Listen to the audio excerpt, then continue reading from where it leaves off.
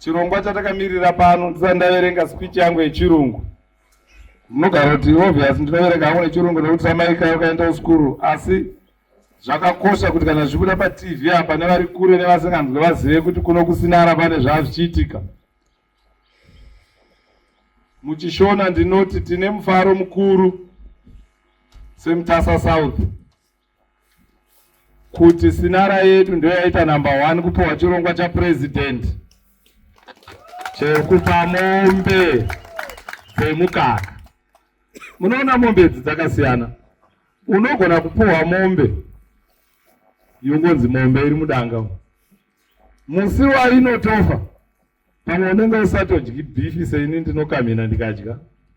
Kureva kuti mombe iyo ine basa kwauri. Aimborina.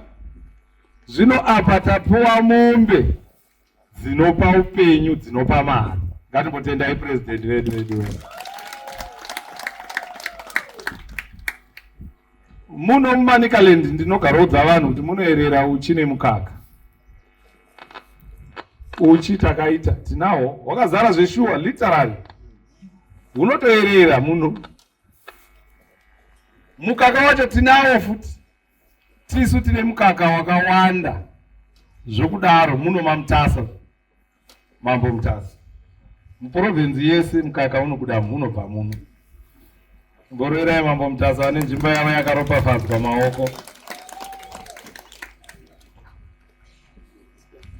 Commercial farmers edu mahombe acho mazhinji acho tisinawo muno. Small and medium acho ndiwo watinawo pano paSinara pano. Asi seManicaland takabata futi because kusvika kuna Narisutu kusvika kuna Nyamba dzauko kune vari kuita zvamuri kuita izvi zvichifambirana nemuono wapresident ukuthi nyika yedu by 2030 sekunzwa kwamaita raramo yacho inenge yachinja yanaka.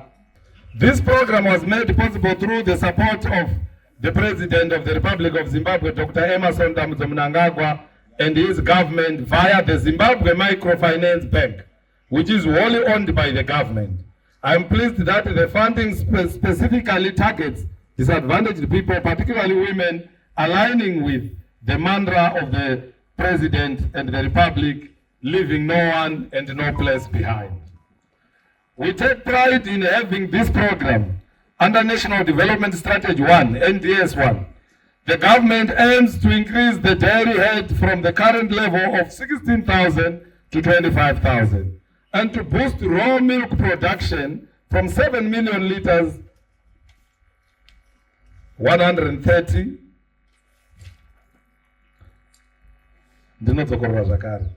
from 7 million liters to 130,000 million liters by 2025. In 2024, our nation produced 100 million liters, with Manicaland contributing 16% to the national milk output. The Women's Bank is a government-owned financial institution tasked with economically empowering women and communities. The bank plays a pivotal role in poverty eradication through financial inclusion initiatives, which include enabling communities to engage in the formal banking sector by providing access to transactional bank accounts, offering small microcredit facilities at low and affordable interest rates. Through its district offices and agents, the bank has established a presence across the province.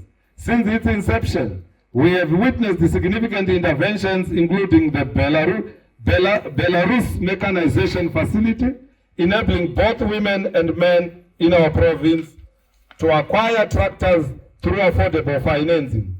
I am pleased to note that over 20 women have benefited from this program, thereby increasing productivity across key sectors such as timber, mining, and agriculture. Manicaland remains committed to playing a critical role in Zimbabwe's economic recovery. Our contributions span various industries, including agriculture, mining, education, and tourism. The essence of devolution is to empower local micro-enterprises to grow, thereby increasing the province's gross domestic product through value addition and economic diversification. Nyaya iyi yakabuda nokuda kwemadzimai. Madam Paida Chadoka, CEO weZADF, vakagara pasi na CEO weZimbabwe Women's Microfinance Bank, Dr. Marikanda, vari pakati pedu, vakagara pasi vakatosimudzira sei nyaya yemukaka kumadzimai. SeZADF tinofamba tichitsvagurudza kuti towana sei batsiridzo yatingapa kuvarimi vedu vemukaka. Hezvo nhasi varimi vedu vawana mombe. As small scale, hatichafana kuramba tiri small scale. Ramangwana redu ngaritoshanduke. Tibve small scale, tiende medium scale. Tabva medium scale, totopinda large scale. Hapana zvinokuona. Ini ndiri pano ndiri murimi wemukaka.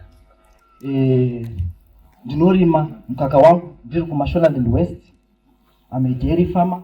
Ndakatanga ndine mombe 5. Asi iko zvino mukasvika kupurazi kwangu ndane a head over 60 dairy animals. Nokudaro ndinoda kutaura kumafamasi vachawana mombe nhasi. Mombe yemukaka haisi nyore kuchengeta. Mombe yemukaka tofana kuichengeta semwana watabereka. Mombe yemukaka mukairegerera.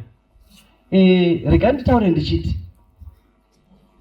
mune challenge yakakura yekuti veWomen's Bank vatangira kumaNicaland. Saka imi ndimapiwa chitsvambe. Kubudirira kwenyu ndokuchataura kuti tiri kuenda kupi vari mberi vachakundikanawo. Chinhu icho chatangira kumaNicaland. Sanga chichifamba chizare nyika yose jikerere. Madzimai vane shungu dzokupinda mudairy kumaTebeleland, kuMidlands, kuMasvingo, kuMarsh West kwandinobva. Chinhu chatogadzirwa waro ichi. Watopo watangira kumaNicaland.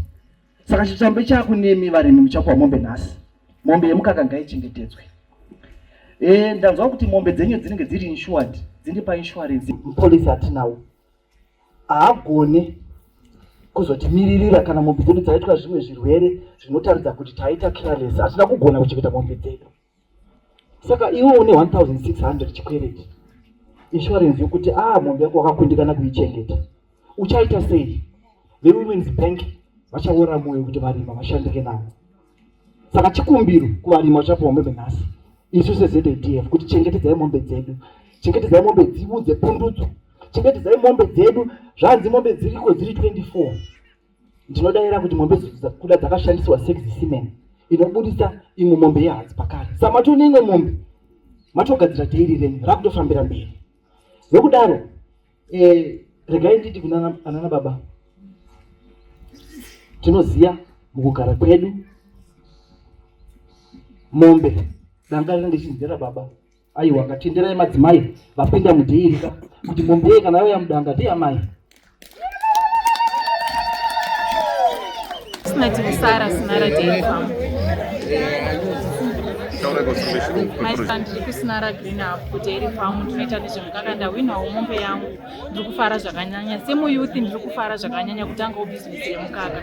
Ndiri kutarisira kuti mangwana nemazuva achateera ndichange ndanewo mukaka wakati wandei ndichichengeta dzimwe dzakati wandei. Wanga wagara mubhizinesi remombe. Ndiko kunaka kwandakaona kunaka kwebhizinesi iroro. Saka ndakada kujoina bhizinesi iroro. Totenda Mwari nekuti tandiri pazero. Izvezvi zvaakuda kuti taakuitawo upenyu hwakanaka. Ndaukwanisawo mombe yangu ikaburitsa mukaka wakawanda. Ndaukwanisawo kubhadhara vana vangu maschool fees. Ndakutanga kuitawo mabhizinesi andaishuwirawo mukati weupenyu hwangu. Zvaakutorewo kuti upenyu hwangu hwasimudzirwa kubva pazero. Izvezvi ndatotarisira ndamudeka chaizvo. Ndotenda nepurogiramu yataitirwa. Maita number 1 pachirongwa chatiri kutanga kuparura chekusapota dairy hamupururu kuna Shezhera.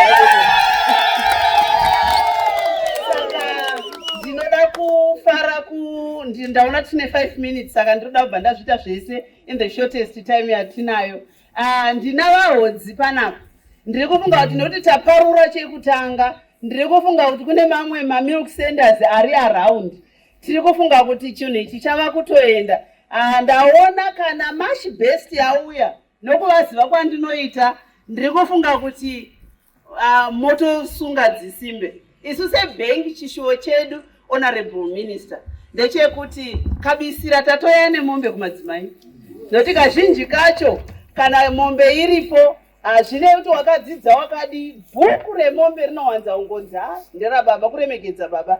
Asi musi unowana chinoitika, baba vakanzi vaenda, vana bamukuru vanobva vatoti ngatigovei, mombe dzichigovewa. Asi ichi chirongwa chemukaka hazvigoni kuti mombe igovewe chero zvikaita sei, nokuti isimbi yebasa. Mombe iyi tiri kutarisira kuti chikwereti, asi inobereka vamwe. Ine maprofiti ayo, kureva kuti madzimai ava mabusiness women. Vamwe vana vachendita mari nechi, mombe inozviitira mukaka wayo, inozviberekera mwana wayo. Ini ndichiita zvimwe zvinhu asi ndatova nebusiness rangu. Honorable Minister, day iri kutitendera kuti titene ordinary women into business women. Tatitarira mukaka wavo wauri kukama wemombe ndo uri kubhadharisa zvikwereti zvavo. Hatitarisiri kuti pane anogona kudhifauta. Chishuwo chedu seWomen's Bank ndechekuti tatotanga kudai, tinoda kuedha to the national head.